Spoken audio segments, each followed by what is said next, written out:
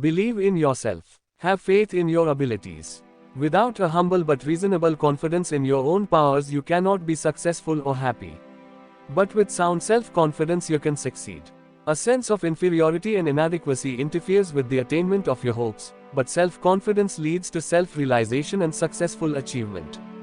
Because of the importance of this mental attitude, this will help you believe in yourself and release your inner powers. It is appalling to realize the number of pathetic people who are hampered and made miserable by the malady popularly called the inferiority complex. But you need not suffer from this trouble. When proper steps are taken, it can be overcome. You can develop creative faith in yourself, faith that is justified. After speaking to a convention of businessmen in a city auditorium, I was on the stage greeting people when a man approached me and with a peculiar intensity of manner asked, "May I talk with you about a matter of desperate importance to me?" I asked him to remain until the others had gone, then we went backstage and sat down. "I'm in this town to handle the most important business deal of my life," he explained. "If I succeed, it means everything to me. If I fail, I am done for." I suggested that he relax a little, that nothing was quite the final. If he succeeded, that was fine. If he didn't, well, tomorrow was another day.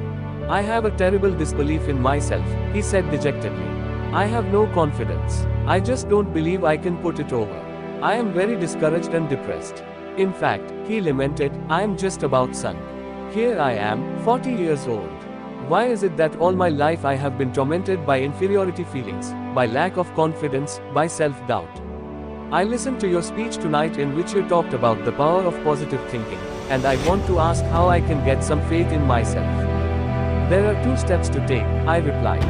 "First, it is important to discover why you have these feelings of no power. That requires analysis and will take time. We must approach the maladies of our emotional life as a physician probes to find something wrong physically. This cannot be done immediately, certainly not in our brief interview tonight, and it may require treatment to reach a permanent solution. But to pull you through this immediate problem, I shall give you a formula which will work if you use it. As you walk down the street tonight, I suggest that you repeat certain words which I shall give you. Say them over several times after you get into bed. When you awaken tomorrow, repeat them 3 times before arising. On the way to your important appointment, say them 3 additional times. Do this with an attitude of faith and you will receive sufficient strength and ability to deal with this problem. Later, if you wish, we can go into an analysis of your basic problem, but whatever we come up with following that study, the formula which I am now going to give you can be a large factor in the eventual cure. Following is the affirmation which I gave him: "I can do all things through Christ which strengtheneth me." He was unfamiliar with these words, so I wrote them on a card and had him read them over 3 times aloud. He pulled himself up, stood quietly for a moment, then said with considerable feeling, "Okay, doctor. Okay." I watched him square his shoulders and walk out into the night. He seemed a pathetic figure, and yet the way he carried himself as he disappeared showed that faith was already at work in his mind. Subsequently, he reported that the simple formula did wonders for him and added, "It seems incredible that a few words from the Bible could do so much for a person." This man later had a study made of the reasons for his inferiority attitudes. They were cleared away by scientific counseling and by the application of religious faith. He was taught how to have faith, was given certain specific instructions to follow. These are given later in this chapter. Gradually he attained a strong, steady, reasonable confidence. He never ceases to express amazement at the way in which things now flow toward rather than away from him. His personality has taken on a positive, not negative, character so that he no longer repels success, but, on the contrary, draws it to him. He now has an authentic confidence in his own powers. There are various causes of inferiority feelings, and not a few stem from childhood. An executive consulted me about a young man whom he wished to advance in his company. But, he explained, he cannot be trusted with important secret information and I'm sorry, for otherwise I would make him my administrative assistant.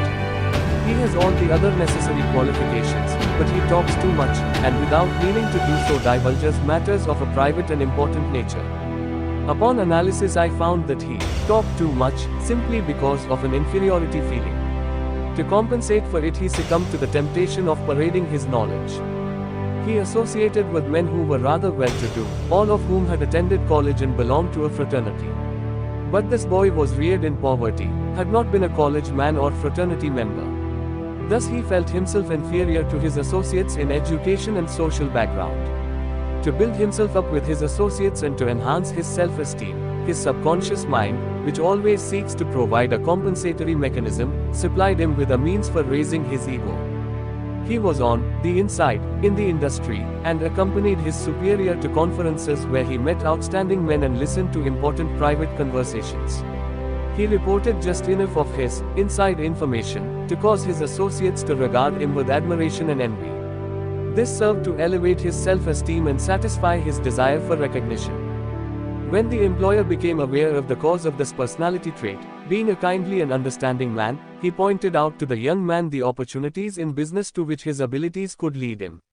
He also described how his inferiority feelings caused his unreliability in confidential matters. This self-knowledge, together with a sincere practicing of the techniques of faith and prayer, made him a valuable asset to his company. His real powers were released. I can perhaps illustrate the manner in which many youngsters acquire an inferiority complex through the use of a personal reference. As a small boy, I was painfully thin. I had lots of energy, was on a track team, was healthy and hard as nails, but thin. And that bothered me because I didn't want to be thin. I wanted to be fat. I was called skinny, but I didn't want to be called skinny. I wanted to be called fat. I longed to be hard-boiled and tough and fat. I did everything to get fat. I drank cod liver oil, consumed vast numbers of milkshakes, ate thousands of chocolate sundaes with whipped cream and nuts, cakes and pies innumerable, but they did not affect me in the slightest. I stayed thin and lay awake nights thinking and agonizing about it. I kept on trying to get heavy until I was about 30, when all of a sudden did I get heavy. I bulged at the seams. Then I became self-conscious because I was so fat, and finally had to take off 40 pounds with equal agony to get myself down to respectable size. In the second place, to conclude this personal analysis, which I give only because it may help others by showing how this malady works, I was a minister's son and was constantly reminded of that fact. Everybody else could do everything, but if I did even the slightest little thing, you are a preacher's son. So I didn't want to be a preacher's son, for preacher's sons are supposed to be nice and namby-pamby. I wanted to be known as a hard-boiled fellow. Perhaps that is why preacher's sons get their reputation for being a little difficult, because they rebel against having to carry the banner of the church all the time. I vowed there was one thing I would never do, and that was to become a preacher. Also, I came of a family practically every member of which was a performer in public, a platform speaker, and that was the last thing I wanted to be. They used to make me get up in public to make speeches when it scared me to death, even filled me with terror. That was years ago, but the twinge of it comes to me every now and then when I walk onto a platform. I had to use every known device to develop confidence in what powers the good Lord gave me. I found the solution of this problem in the simple techniques of faith taught in the Bible. These principles are scientific and sound and can heal any personality of the pain of inferiority feelings. Their use can enable the sufferer to find and release the powers which have been inhibited by a feeling of inadequacy.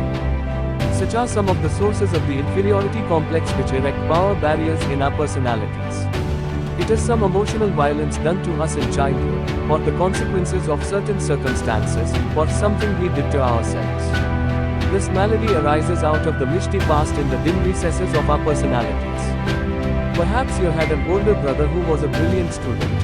He got A's in school, you made only C's, and you never heard the last of it. So you believed that you could never succeed in life as he could. He got A's and you got C's, so you reasoned that you were consigned to getting C's all your life. Apparently you never realized that some of those who failed to get high grades in school have been the greatest successes outside of school. Just because somebody gets an A in college doesn't make him the greatest man in the United States, because maybe his A's will stop when he gets his diploma, and the fellow who got C's in school will go on later to get the real A's in life. The greatest secret for eliminating the inferiority complex, which is another term for deep and profound self-doubt, is to fill your mind to overflowing with faith. Develop a tremendous faith in God, and that will give you a humble yet soundly realistic faith in yourself. The acquiring of dynamic faith is accomplished by prayer, lots of prayer, by reading and mentally absorbing the Bible, and by practicing its faith techniques. In another chapter I deal with specific formulas of prayer, but I want to point out here that the type of prayer that produces the quality of faith required to eliminate inferiority is of a particular nature. Surface skimming, formalistic and perfunctory prayer is too sufficiently powerful. A wonderful colored woman, a cook in the home of a friend of mine in Texas, was asked how she so completely masters her troubles. She answered that ordinary problems could be met by ordinary prayers, but that when a big trouble comes along, you have to pray deep prayers. One of my most inspiring friends was the late Harrow B. Andrews of Syracuse, New York, one of the brave businessmen and competent spiritual experts I ever knew. He said the trouble with most prayers is that they aren't big enough. To get anywhere with faith, said he, learn to pray big prayers. God will rate you according to the size of your prayers. Doubtless he was right, for the scriptures say, according to your faith be it unto you. Matthew 9:29, so the bigger your problem, the bigger your prayer should be. Roland Hayes, the singer, quoted his grandfather to me, a man whose education was not equal to that of his grandson, but whose native wisdom was obviously sound. He said, the trouble with lots of prayers is they ain't got no suction. Drive your prayers deep into your doubts, fears, inferiorities, pray deep, big prayers that have plenty of suction, and you will come up with powerful and vital faith. Go to a competent spiritual advisor and let him teach you how to have faith. The ability to possess and utilize faith and gain the release of powers it provides are skills and, like any skills, must be studied and practiced to gain perfection. At the conclusion of this chapter are listed 10 suggestions for overcoming your inferiority pattern and for developing faith. Practice these rules diligently and they will aid you in developing confidence in yourself by dissipating your feelings of inferiority, however deeply embedded. At this point, however, I wish to indicate that to build up feelings of self-confidence, the practice of suggesting confidence concepts to your mind is very effective. If your mind is obsessed by thoughts of insecurity and inadequacy, it is, of course, due to the fact that such ideas have dominated your thinking over a long period of time. Another and more positive pattern of ideas must be given the mind, and that is accomplished by repetitive suggestion or confidence ideas. In the busy activities of daily existence, thought disciplining is required if you are to re-educate the mind and make of it a power-producing plant. It is possible, even in the midst of your daily work, to drive confident thoughts into consciousness. Let me tell you about one man who did so by the use of a unique method.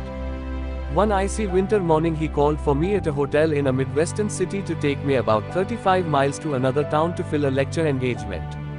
We got into his car and started off at a rather high rate of speed on the slippery road.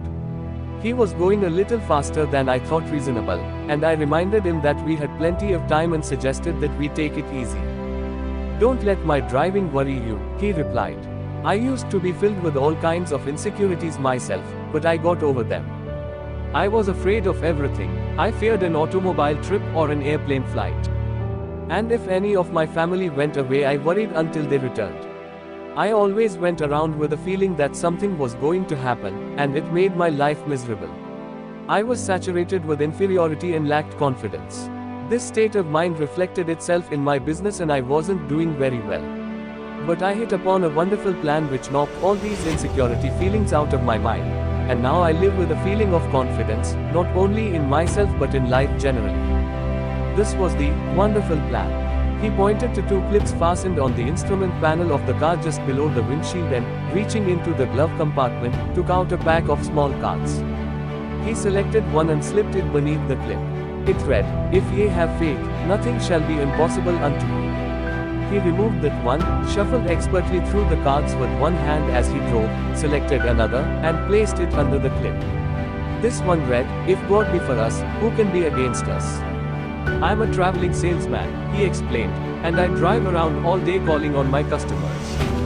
I have discovered that while a man drives, he thinks all kinds of thoughts. If his pattern of thought is negative, he will think many negative thoughts during the day, and that, of course, is bad for him. But that is the way I used to be. I used to drive around all day between calls drinking fear and defeat thoughts, and incidentally that is one reason my sales were down.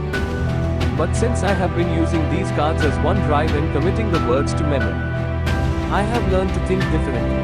The old insecurities that used to haunt me are just about all gone, and instead of drinking fear thoughts of defeat and ineffectiveness, I think thoughts of faith and courage. It is really wonderful the way this method has changed me. It has helped in my business, too, for how can one expect to make a sale if he drives up to a customer's place of business thinking he is not going to make a sale? This plan used by my friend is a very wise one. By filling his mind with affirmations of the presence, support, and help of God, he had actually changed his thought processes. He put an end to the domination of his long-held sense of insecurity.